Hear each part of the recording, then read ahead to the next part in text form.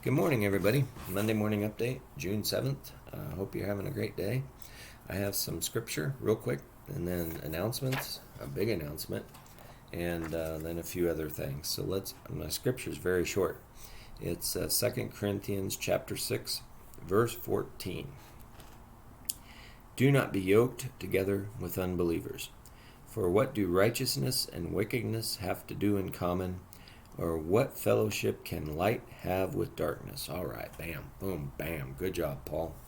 Paul, a single man, telling us to watch how we marry. That's always good. Anywho, I have a different take on that because I do agree you should be equally yoked.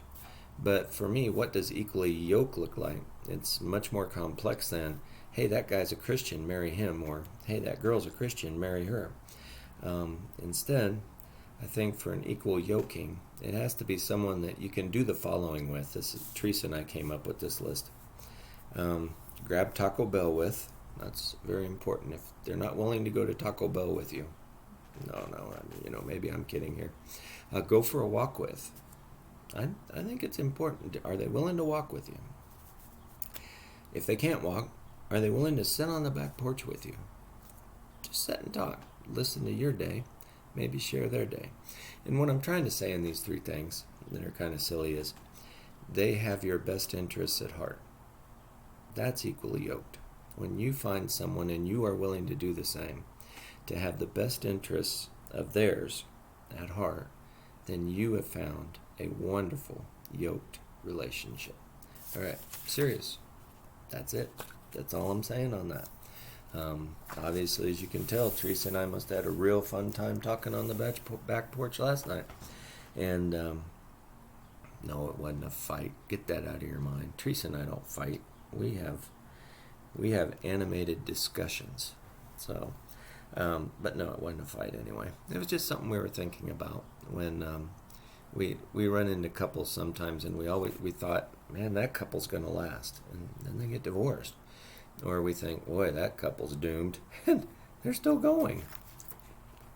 Equally yoked. Equally yoked. So, night of worship. The praise band is putting on something. It's Friday night, June 11th. That's this Friday. There'll be music and food and praise. And food starts at 6:30. So that must mean the music starts closer to 7:30. All right? And it's here at the church. It'll be out in the Rose Garden. We hope that you come. We think it'll be a really good time.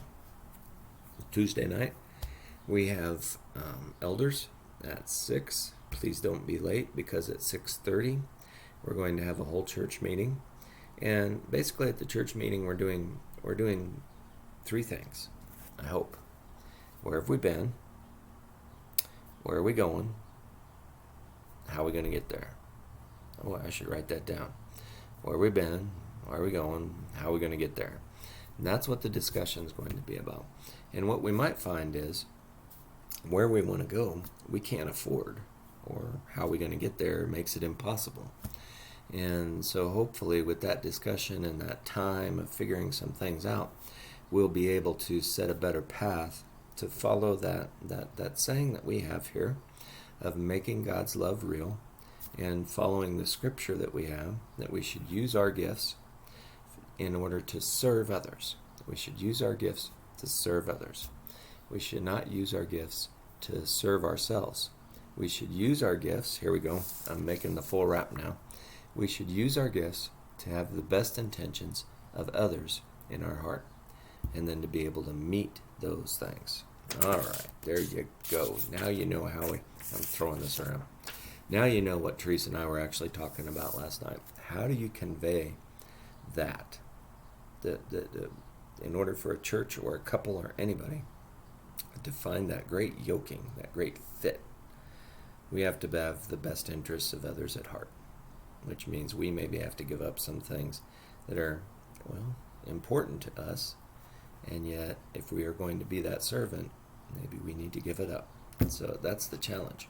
All right, now I know that's not very much, but really I want you to focus on those things, so I'm keeping it short today.